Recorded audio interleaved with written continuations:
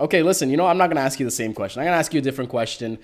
Give me your top two lenses. If you're walking out the door and, adhering to social distancing, what are the two lenses that you're taking with you? All right, that would be probably be the XF35 f1.4. Okay. Love that lens. I love the rendition of the other focus background of it. Right, right, right. And my second lens would uh, probably be the 56-1.2. Ooh, that is a great combination, sir. That's a great combination. And listen, I'm actually I tested a 35-1.4 exclusively in my recent trip to India, and I gotta agree with you. It is so unique in how it renders images. But listen, I digress. I can confirm that we are live on YouTube. We are ready to go. They tried to stop us, Billy, but they can't stop us. Again, I have Billy from the Fuji Guys here, an excellent resource, a plethora of knowledge when it comes to Fuji gear, but also photography, videography, and in this case, we're going to talk about setting up for YouTube, setting up for live streaming. Obviously, we're doing a lot of that right now, and I'm using Fuji gear for this at the moment. So, Billy, thank you so much for joining me. How are you doing in the midst of all this COVID-19? With the family and I are doing very well at home. My office is actually a home office anyway, so I'm already set up for doing web conferencing. I've been doing that for the last 5 years Yeah. with Fujifilm. So for me, it's really just business as usual. And today I'm also using a Fujifilm camera to actually stream my footage as well. So it'd be interesting talk today to talk about sort of gear on YouTube. For sure. You brought this topic up and I loved it. And the fact that, it's a pretty intense solution, but it's not difficult. Once you sort of understand the different pieces and why you need them, it's pretty easy to get up and running. And whether it's starting your YouTube channel at home or setting up a live streaming solution at home, pretty easy once you understand the pieces that are required. The first thing, obviously, is we got to talk about your capture device. You need some sort of camera. And, having done this, I'm sure you get the comments still. Whenever you join a Skype call or a web conference and people see how you look with a camera like a Fujifilm X-T3 or a T30 hooked up, it's a world of a difference. Like they're watching right now. It just doesn't look like a webcam, right? So when we're looking Yeah, not at at all. yeah, when we're looking at the capture device, what's the key camera you'd recommend for someone that's getting started with a YouTube or live streaming solution? I think when it comes to looking at the equipment that you need to start up a YouTube channel, you obviously have sort of a budget in mind. If there's already a camera that you own, that's great. And if you haven't owned a camera, there are a few things to look for when it comes to picking up a camera to do content creation, whether it be this live streaming that we're doing right now, or creating a YouTube channel and creating content for YouTube. First off is you need a camera that's going to have high quality video recording, right? Right. So traditionally, you're looking at a camera that can record ideally up to 4K footage. The reason for that is that even if you are going to output and work with a 1080p file, 4K gives you a lot more latitude in post if you wanted to crop the footage in. And if you're starting YouTube for the very first time, you might be framing things incorrectly. There might be a piece of wire hanging off the side of your footage, and you might want to crop it in a little bit. And so, having a camera that can record at the highest quality possible, it's going to give you a little bit of wiggle room at the end to make those edits. So you're looking for a camera that has 4K. In addition to that, 4K footage is not the same amongst different type of cameras. So when you see 4K, it doesn't mean that whatever brand or camera that you buy, that quality footage of 4K is going to be the same. There are different components to the output of 4K. Number one, you're going to consider the crop factor, right? Because Right, a lot of right. cameras out there, can shoot 4K, but it's going to crop in order to give you the 4K footage. And that means that if you're just starting up and you have a much smaller space to work with, you need a wider lens in order to cover that, and that might be cost prohibitive. So, ideally, when you're looking for a 4K camera, you should look for one that does video that's not cropped, and that's going to give you the full coverage of what your lens can see. Yeah, and you know, one of the things I appreciate is that ability to, you know, get a clean 4K output, but also being able to punch in. And for people that, you know, if you're looking at your YouTube channel, if you're doing something like comedic or mukbang and you want those quick dramatic cuts where you go from a wide angle and then it punches in on your face, you know, capturing in 4K, even though you're going to output in 1080p, is really a great benefit to the workflow, especially when you're talking about your creative production, right? That's a great recommendation. You know, what's a sort of a step up camera? You know, the one I'm using right now is the XT3. I have a couple of reasons, but you know, why would you recommend someone step up from like an XT200 if they're looking at YouTube and live streaming? Well, I think, you know, there's a lot of great cameras already and that are out there, and as long as it falls within your budget, I think you know, it's going to be great content regardless. Right. You know, if you're looking at stepping up, you know, you're looking at potentially footage, higher quality footage. Like for example, we look at our camera lineup. You have an XT200. You know, a camera like this is a perfect camera to actually start your YouTube channel. We'll talk about some of the things to look for in a camera to start up YouTube. But you know, aside from that, that does 4K video that's not cropped, a camera like, you know, XT3 or even an XT4, it's going to give you things like 10-bit video, and 10-bit video is very significant when it comes to you know, post production and just the quality footage at the end of the day. Most video footage from 4K is about 8-bit, and that's going to give you about 16 million colors. 10-bit footage is going to give you, you know, 1 billion colors, and that means when you look at, you know, filming the sky, for instance, you don't get all that banding that you see. So you get a really nice a gradation between, you know, the darker areas or the different shades of the blue. And so if you have 1 billion colors to play with, it's going to be much more smoother than if you had, you know, 16 million to work the different gradations. And just to add to that, I mean, you can't see me because I cut my video feed for you because of Skype, but the lamps behind me, these orange lamps behind me, it's just not one flat color. It's a gradation against the wall. And you know, when you're looking at the banding there, that's where it makes the difference, right? And again, it's about finding these incremental gains in your production, right? You want to make it a little bit better each and every time. And having something that can capture with that sort of bit rate, it does make a difference in the long run, right? Even if you don't notice it immediately. I have to ask you, what are the key settings then? So once you've sort of isolated which camera you want to go with, what are the key settings you want to ensure when you're capturing for YouTube? What are some decisions that you need to make? It really depends. I mean, you know, if you look at the cinema world, you're looking at, you know, very cinematic frame rates, right? And so frame rate is something that you need to consider when filming. If you want something very cinematic like, then it's, you know, around the 24 frames per second. But, you know, that's not really great for motion, right? So if you start to pan the footage a lot, you know, 24 frames is going to give you that more jerkiness unless your camera's actually put on a rig that can move the footage very smoothly over. You know, so that's one thing to look at is frame rate. Another as well is just making sure that your shutter speeds reflect the frame rate that you're shooting with, right? And generally we do the 180 rule. So if you're filming at 24 frames per second for footage, then you need to have a shutter speed that, you know, is at least the inverse of that, which is 1/48 of a second. Or on most cameras, if you can't get down to that speed, you know, even 1/60 of a second is fine for that. Right. And one of the nice things with Fujifilm is that, you know, even though it has the dials and you go to like 1/60th, you can actually rotate the back dial and get it down to 1/50th, you know, or the actual inverse that you're looking for, right? And, you know, what I found to be successful, I don't know if it's different for you, is that I go with 30 frames per second, or technically it's 29.97, but making sure that, you know, your camera has the right frame rate in it, and you're actually capturing for the right frame rate in your software. And we're going to talk about software, but making sure they all line up, but your camera having the right frame rate, the right shutter speed for the optimal result that you're going for. Now, we talked about camera, we talked about the key settings. What about autofocus and white balance and that sort of thing? What do you find to be successful or working well for you there? You know, when it comes to these settings, you want to kind of play around with what works better for you, depending on, you know, your lighting situation, the room that you're filming with.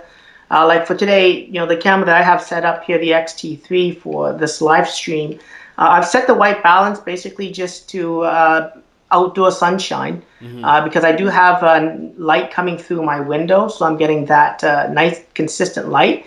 And if you have the white balance set to auto, what's actually going to happen when you film your footage is that if the light starts to change, the clouds go over the sun, Yeah. the color of your screen footage changed as well, and you don't want that when you're filming, right? So you want to have that consistency. So setting white balance to a specific setting is ideal. If you're using incandescent lighting or LED lighting, then you can change the Kelvin settings on your white balance to match that so that you get proper skin tones. Right. Right. And with a lot of the Fujifilm cameras, they have things like film simulation, where you can kind of just dial into a specific film look already, that has certain contrast curves and saturation curves that are very pleasing. You can do that as well, and not have to deal a lot with post production when it comes to color grading. So Right. those are some of the settings that you could look at. But even getting into those things, like it sounds very complicated, right? Like setting white balance, setting the focus, and all that. Today, when it comes to focusing, a lot of cameras now rely on things like face and eye detection, and and there's no exception for what I'm doing right here. As you can see, if you're doing sort of a YouTube channel and you're the person in it, then it doesn't hurt to have face and eye detection on and let it work. And that's another thing to look for is that not all cameras that can shoot 4K have that feature built in. Like some cameras can offer you face and eye detection, Yeah. but only in the photo side of things, right? And so when you're filming a video, you want to also have the ability to use face and eye detection in your video, and it's going to make it so much easier because And you can simply continuously. do things like this, Yeah. right? And have the camera adjust and then take it away, and the camera picks up your face and eye, and the focus comes back again. So, that's going to make it a lot easier. Now, if your camera doesn't have face and eye detection, then I would just set the autofocus point, manually, so that it doesn't change during the footage. The only problem when you do that, of course, is that you can't do, again, things like pulling focus and having the camera just quickly jump between the two different scenes, right? Yeah, yeah. And you know what? It's like you're reading my mind, because these are a lot of things that I wanted to echo. And one, white balance is making sure you have a fixed white balance, not auto white balance, and really understand the light in your setup and have it fixed to that. And, write it down or keep it down in your phone, but understand what is the optimal setting for your result. I'm glad you mentioned the film simulation. I wasn't thinking about that, but it is one of the things I do appreciate. And, it's about making things look a bit more pleasing and actually speeding up your workflow. For me personally, I don't know if it's different for you, I love the Eterna film simulation. I just think it gets a great look out of camera, but I'm not worried about, not looking the way I don't want to look, or like the way that it might be from a raw file, right? It just looks really clean, Right. really pleasing, and a great starting point. And again, once you figure that out, you don't have to figure it out over and over again. And again, the modern Fuji cameras with the face and eye detection, I can comfortably say it's at a place where I can trust it, where you can hit record, you sit down, and you know it's going to lock in. And, when you're setting up a YouTube setup, you're going to think about your background. You're going to want to stand apart from your background. And if you That's are right. doing that already, believe me, the camera will automatically know, and it will not lose where you are, where your eye is. So that's fantastic. Thank you for mentioning that and hitting all those points. We got to move on to the lenses, though. So, once you figured out the camera, once you understand the settings, what are the optimal or most recommended lenses in your eyes? What would you recommend for someone that's looking to do live streaming YouTube content from home? Well, if you're just, again, at home nowadays and you have all the time in the world and you're thinking about, hey, I want to start up a YouTube channel, you're probably going to have a small budget, right? It's not going to be so dramatic. So generally, if you are looking at a camera, you're probably going to buy that camera with, say, a kit lens, right? And a kit lens is pretty decent. It's going to give you, the capability to shoot, wide angle. Typically, cameras go from about 24 millimeters, and they can reach about 55 millimeters in focus. And generally, you're shooting wide anyways, and so that kit lens is a great option. But what I do recommend for anyone who really wants to up the game when it comes to video footage is picking up something like a prime lens like this. Okay, so what a prime lens is actually going to do is really create that nice shallow depth of field. Yeah. So as you can see, I'm filming right now with a prime lens, and you can see the background here is all nice and blurred, and the subject that's in front, as you can see, is really standing out. And your kit lens is not going to be able to do that for you, and that really just makes your footage a lot more professional. Now, aside from YouTube and filming live, you're also wanting to put in B-rolls into your footage to really make it really stand out. And having B-rolls where it's really you have the object or the subject that you're trying to film and the background really out of focus. That really makes B-roll footage so much nicer and very cinematic. And so, those are really the two lenses that you should start off with if you're just looking into getting into creating a YouTube channel. You got your kit lens that does it all for you, but mainly shooting wide, like what we have now. And then you have the prime lens, which again, you can really isolate the background by creating that nice shallow depth of field blur that you see right there. And I'll take this moment to mention, I got to mention this really quickly, is that as you bring your hand up and as Billy brings his lens up, the camera focuses very quickly, right? It snaps into focus. That may or may not be something that you want. What's great about Fujifilm is you can go in, customize the speed in which it acquires focus. And we were talking about this before the stream started, and I'll just kind of re-mention it to save time. But when you hit the record button, you can do it at a much more gradual pace where it slowly pulls focus and looks a little bit more cinematic. So again, if you're capturing video, recording it, it will do it in that style. When we have it in this live view and using it at webcams, it will just do that snap way. But you also mentioned that you're going to send an email to the people at Fujifilm to give us that sort of control because, a lot of people are probably using their Fuji cameras as webcams. So anyway, I'm sorry to interrupt. I just had to jump in and mention that as well. No, it makes perfect sense. If you look at everyone at home and trying to work at home, you can see that a lot of the webcams that are available are actually all sold out online. So people are looking at alternatives of how they can create this, live stream for YouTube or even just for video conferencing.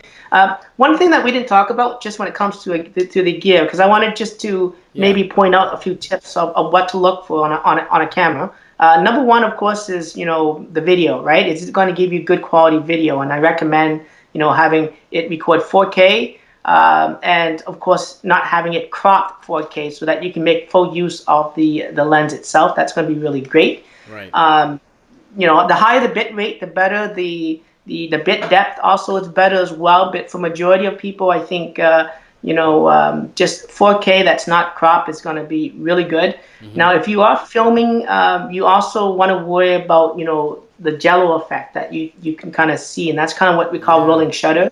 Right. So again, some cameras have very minimal rolling shutter and others have extremely high rolling shutter. So you want to be careful, whichever camera that you look for, that might be a feature to look at. And most of the Fujifilm cameras do contain rolling shutter very well. Right. Also, video aspects is one thing, but the audio is also very important as well. And you don't really want to be recording audio through the built-in microphone. So you want to have a camera that does have a mic input. So a lot of the cameras nowadays, you have this little 3.5 mic input here, and you can attach an external microphone. That's going to give you obviously much better quality, and you're not going to pick up the noise coming from the lens or even from the internal system of the camera. Right. And a quick, just in the interest of time, you can go with the shotgun mic, which is, I believe, what you're using right now. Is that the one that you have set up? Yeah, I have a shotgun mic, similar to this right here, as you can see. I have it attached to the camera, and my audio is actually coming through the HDMI. Now, the way that I'm capturing this footage, because most cameras don't have a webcam feature built on, you need to have a video capture card. So I am using a USB video capture card that takes my content coming out of the camera. So again, you want to make sure that the camera has an HDMI out, number one, so that you can record this footage. And number two, you want to be able to ensure that you can turn off the menus so that Yeah. it's a clean HDMI out. Otherwise, you'll be recording all the items that you normally see on the back of a camera, and that's not going to be really that great Yeah, and for YouTube unless. that's why you'd look at a modern solution that has, not only these functionalities, but that HDMI out that allows you to tweak those settings so you can get the actual feed you want. And this is why most, older DSLRs that did video and even some earlier mirrorless cameras might not be the ideal solution, and why you'd want to consider something a little bit more modern. On the topic of audio, again, let me just echo what you were saying. Clean audio, Yeah. clear audio is very important to your production, right? People will watch a jittery, low frame rate video if the audio is good enough and there's value in the content. So whether it is a shotgun mic, you can also, with the Fuji cameras that support it, get a lav mic and plug that in for even cleaner audio. If you're using your laptop setup, I have the Yeti mic that's plugged into my laptop, so I'm capturing through multiple sources. So for example, right now, the Fuji camera that's looking at me, that's only in charge of video, and I have audio routing through my laptop. So there's multiple options, multiple ways for different budgets and different styles of production. It's really sort of understanding which one is going to be best for which, sort of production. And I think that the shotgun, if you're close, like this distance that we are, shotgun mic works really, really well. But if you are going to move around, if you're going to shift around and be a little bit more mobile in your productions, looking at a lav might be a better option. Yeah, something like this. We use this in the Fuji Guys channel. It's basically a wireless receiver and transmitter. Yeah. The transmitter is also a built-in microphone, so you can quickly record your audio. And if we want to have better quality, we can connect a lav to the actual transmitter part and get even better audio. So this is kind of things that you want to look at if you want to create, a very successful YouTube channel. Audio, as you mentioned, Gadget, is 100% key. Great footage, amazing footage, cinematic footage with the poor audio. Audio that peaks, audio that is too hot. People are not going to watch it, right? Yeah, definitely. And the other thing we got to consider is lighting. Right? Lighting accessories. Yes. And your benefit, you're lucky is that you have a nice, beautiful window in front of you, but you don't get to control that, right? You don't get to flip the dimmer switch on the sun when you need to record. So one thing is, if you have a YouTube channel from home, if you are going to be doing live streaming, you want to look at lighting you can control. So for example, having blackout curtains on the window so that doesn't become a variable, and that you control all the lighting in front of you. So I have an Aperture 120D. This is more of a premium solution, but continuous light on a big softbox with a grid, so it directs it right at me. Has this very Rembrandt-esque kind of look. I know you can't see it right now. You were looking at it earlier, but being a little bit more creative. And then here's the thing. You could start with one light, but look at adding other pieces, other elements to just amp up your production, right? And you don't have to do it all at once, but over time, what I did was just add in these hue lights that can add more accent, more color, and a little bit more separation between me and the background, right? That's really what it is looking at these small little things you can do over time to amp up your production, right? What kind of lighting would you recommend? Well, I mean, you make a great point, right? Like there's several different type of lighting, and first off, you need to concentrate on the main light, right? The light that's actually gonna expose you properly. Right. I'm using natural light right now, but actually I have a desk lamp. So if you can see, I turn off the desk lamp, right? Okay. Yeah. And I turn the desk lamp back on. I have a little bit more of a constant lighting, so if the clouds do come in, the footage is there. That's a very low budget thing. Yeah. And I just have a tissue paper put over the lamp. Yeah. But I also do have a diffuse continuous lighting stand in the basement. I can set that up as well, especially if I'm filming at night where I can actually have a constant stream of light. That's the main light that you need to look at, right? Step one, don't make it so complicated. Don't go and buy 6 million lights. Buy one light, film, continue moving the light around to find the right balance for you, and set that before you add any other elements. Then the second thing is you look at your footage, Gadget, in the back. You have a couple of these lights in the back. I kind of have sort of like a Mount Fuji light back there, you can see. And typically I have another light on as well, and these are accent lights, right? And this will bring a little bit of an ambiance to your footage as well, and it really just makes it unique. And the third light that you might want to look at is sort of a light, sort of like a key light that can be shined behind you and make you stand out from the background a little bit more. And that's going to create that depth in your footage. And get that those three light. combinations will make for, the ideal setup of sort of a YouTube at home studio. Yeah, fantastic. And you know, some people, they might be looking at ring lights as an option. It could be an option, but a ring light gives a really noticeable look. That's a Yes. specific look. So you might want to consider, is that the way you want to kind of box yourself in, especially as your first investment? For beauty vloggers or certain dramatic, you know, looking into the camera sort of content, that might be the one that you're looking for. But just, again, look at the options. A continuous light that can work well, that is super bright. And if you can get some sort of light modifier that can diffuse the light, spread it really, really wide, bring it close to you so it has this soft, pleasing look on you.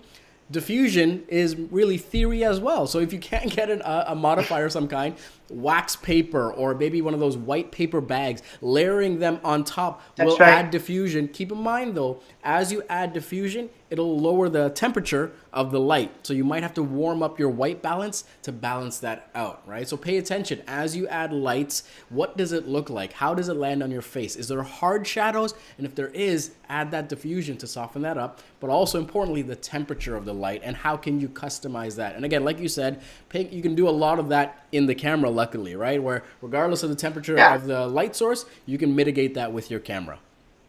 And then you want the exposure to be right as well. And then a lot of cameras have zebra highlights. You know, if you see some of the more advanced cameras, if you're looking at stepping up your game again, you got these highlight warnings that will show up, and it kind of looks kind of like a zebra back.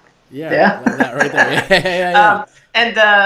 And basically you can adjust it so that you're not overexposed, right? Or so that's kind of very important. Lighting is important, audio is important, just as much as having the right gear and the right setup, right? Those two things are definitely key things. And then we can go beyond that, right? And start looking at accessories that you may want to look into. For instance, green screening, right? Mm-hmm. I think a lot of people do start up thinking that green screen is the way to go, and green screen does work. But sometimes it could also be really bad as well, especially if you don't have the proper lighting to light it up. Yeah. You have funny patches. The green might come right in. Your face might get cut off, or your head might be floating if you're wearing a green shirt. So those are other options to add on to. Yeah. And I don't know about you, but if you are just starting up with a room and it's an empty room, you got to worry about the echo as well. Of course. And so, being able to dampen that sound is very important. One of the cheapest way, of course, is just to hang pictures, right? Yeah. You take photographs with your cameras, make prints, hang them on the wall, and they will help dampen some of the sound.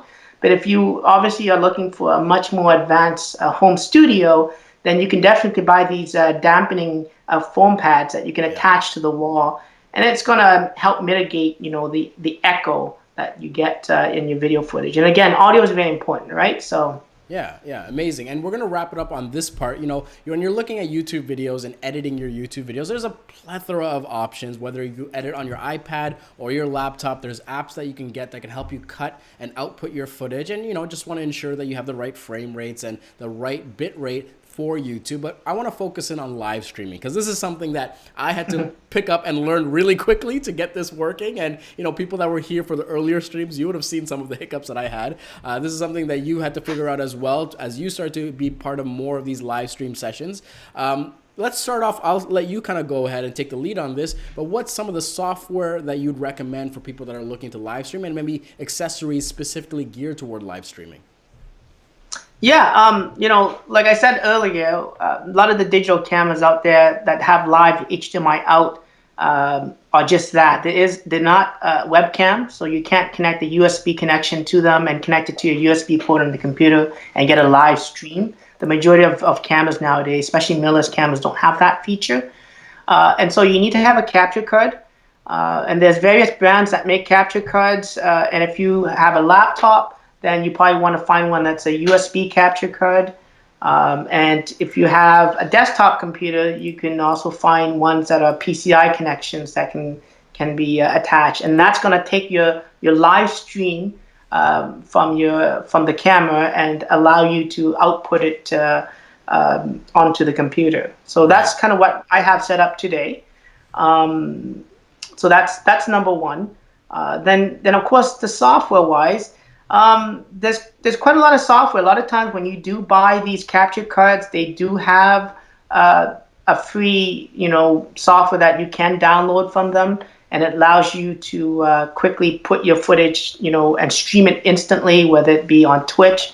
If you're playing video games and you want to share that, they have settings that you can do these live streams, Yep. and you can Yep. jump between your webcam and your external device, or even another video game output if you wanted to. So that software that you use, you can definitely get for free. There's also other free softwares that I'm using as well, called OBS, and it's an open broadcast software. It's basically a freeware software that you can download, and it works very well, so that you can clip in multiple streams and share that instantly on the web if you wanted to do live streaming. But you can also record that onto your computer as well. Awesome. Thank you for mentioning that. And again, in the interest of time, I'm going to go over this pretty quickly. But again, you can always rewind, watch it back, and take notes as you go fit. And listen, if you have any questions, those of you watching live, do drop them in the chat and we'll get to those questions as well. With respect to live streaming, like you mentioned, the capture device, I would easily recommend the Elgato Cam Link. They also have the Cam Link 4K now as a starter option. Again, if you're looking at something you're going to take a little bit more seriously, you want to do live stream, whether it's for gaming, whether it's for doing live editing or picture review, whatever it may be, the Cam Link 4K is a great product. That's what I'm using currently. I also have the HD 60S Plus from Elgato as well, and that's if you want to do splitting your video feed. So for example, if you want to hook up your gaming console and have that go to your TV so you can play it, but also to your capture device, your laptop device, and split it, that's something you'd want that for. Or for example, if you want to split your desktop, you want to share your desktop, but also get a separate video feed for yourself, something like the HD60S would be beneficial for that. And I'll wrap it up on this, the software piece. This was pretty tricky to figure out, and it did take some time. So OBS, great. It's free. It's open source. Download that. That's the first thing I'd recommend, and look up some tutorials on that. It is great for those of people that are engineer-minded, but it is not so difficult you won't be able to figure out. What you're doing is you're layering sources, right? So you have your, for example, the camera that Billy is using, that's one source. And then you might have a wallpaper that you can green screen and make in Photoshop, whatever it may be, and that's a layer. Then you have a layer for your audio, and really is, you're building these blocks to make your final image. And I'm gonna show you what this looks like in just a second, but OBS is a free software that will allow you to do that. Now, you can look at paid software, and the reason you'd want to do this is if you want some of that user experience things to be taken care of, where it's just easier, it's smoother, and more efficient on your laptop, right? I'm gonna quickly, Billy, I'm gonna show them my desktop right now. So we're gonna, oh, look at that fade. The software that I'm using is Wirecast, and it can be pretty intimidating if you're getting started, but I'll quickly break it down for you. But you have layers here, and right now I have a layer for audio, and for that I have an application called Loopback. And this allows me to route my audio. So I can have Billy's audio from Skype. I can have my audio from my microphone. If I want the audio from a Safari window, maybe a YouTube video, I can turn that on and off, and it all directs it into a single source for the software to see. I then have video sources. So right now you're seeing the desktop. I can also preview it and then send it live. So I can look at Billy here. I can add title cards for Billy over here. And this is all being previewed while you guys are watching the live stream. And with one click of a button, I can bring Billy back here. So again, an application like Wirecast, it's not a must, but if you are going to take it a little bit more seriously, if you want to go further with it, I do recommend that as an option because it just makes it easier, especially if you're going to be recording and streaming or streaming to multiple locations. An app like this makes that much, much more easier. I'm going to quickly check for questions, Billy, but how has your process been overall? Because, you know, this is something you kind of have to figure out very quickly. How has the journey been for you to do this live streaming solution? Truthfully, I've been playing with this for a while now, to be honest with you. My kids want to start a YouTube channel as well, and I've kind of, slowly got the gear that I need to help them start.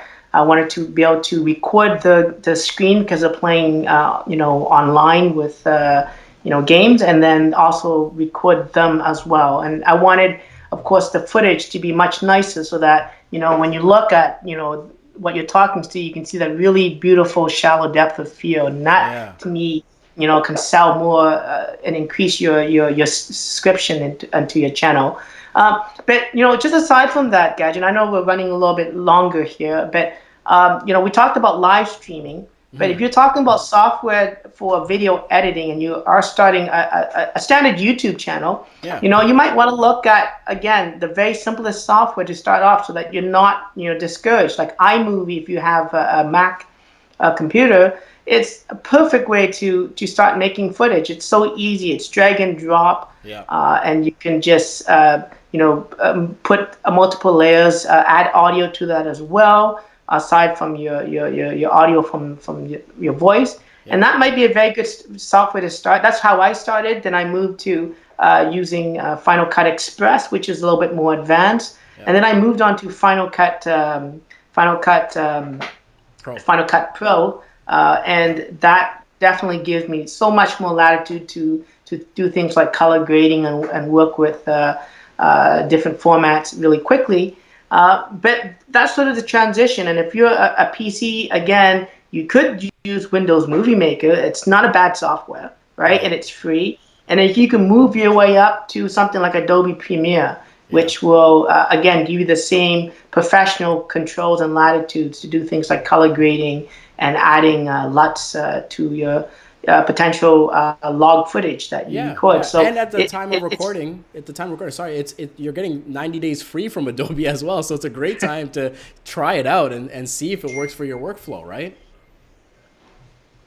Yeah, absolutely. And like I said, again, like a lot of these softwares do have demos. You can test it out. I would recommend, if you're starting a YouTube channel, start with something simple first, make your very first video, and you learn from that. And as you go on, you start to kind of maybe outgrow that software, and then you can move on to what the professionals use to do video editing. Yeah.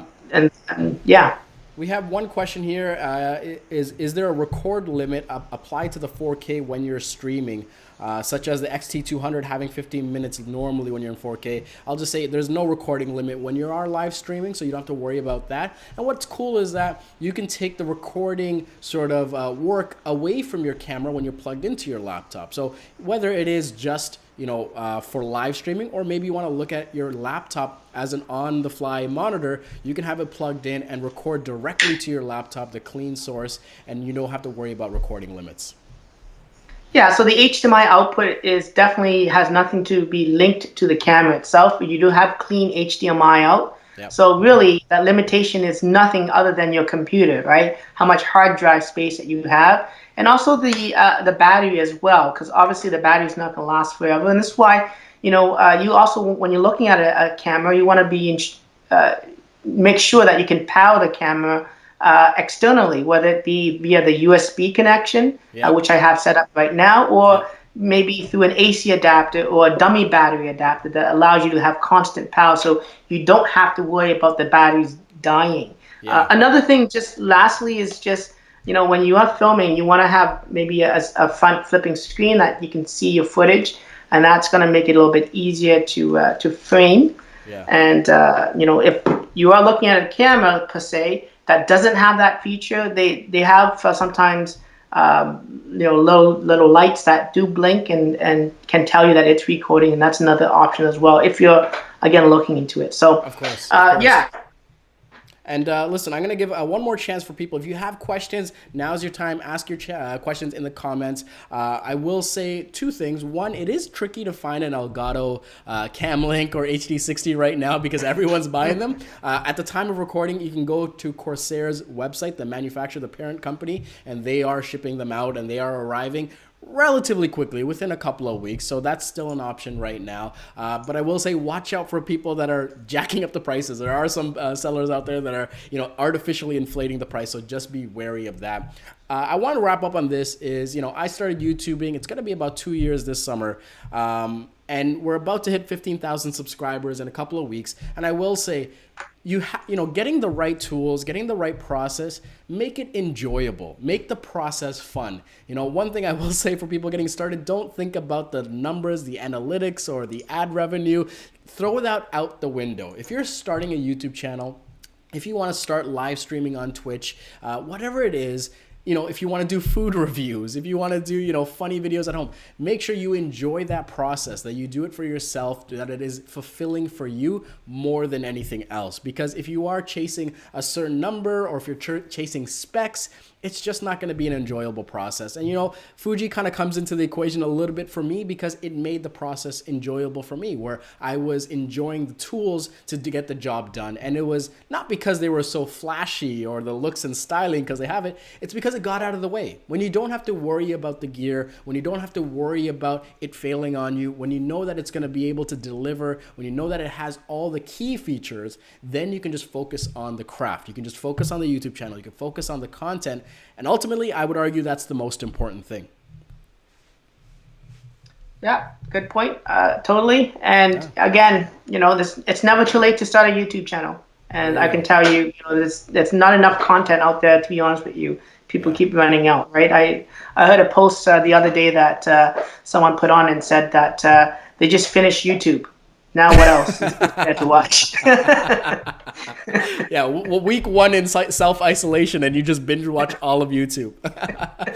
Billy, thank you so much for your time. This has been fun, and I think it's been incredibly valuable, especially for those that are looking to get started. If they have more questions, if they want to follow up, what's sort of the best way? I know technically you are a busy guy, but some people might have some follow-up. What's the best resources for, you know, further exploring this kind of stuff?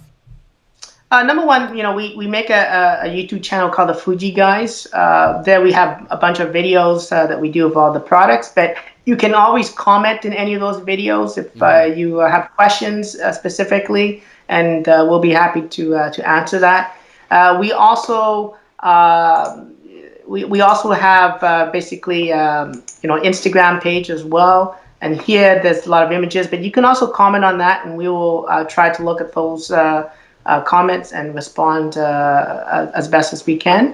And, you know, aside from that, I guess, you know, see me or one of my colleagues at Henry's, and when we do our first look events, and you know, you can try out the new products, but also ask us specifically on, you know, questions that you might have with regards to starting up a YouTube channel or doing things like live streaming. Of course, of course. Listen, they read the comments. They do participate in the community. And it's one of the first things that stood out for me. So again, follow Fujifilm_North America for more great content. Follow the Fuji Guys, especially on YouTube, to check out their videos and leave some comments and hit that subscribe button. Support their channel as well. Billy, thank you again. Thank you for your time. And I'll see you again soon. We'll have to do this again soon. Yeah, let's do that. Thanks for having me, Gajin. Take care. Have a good one.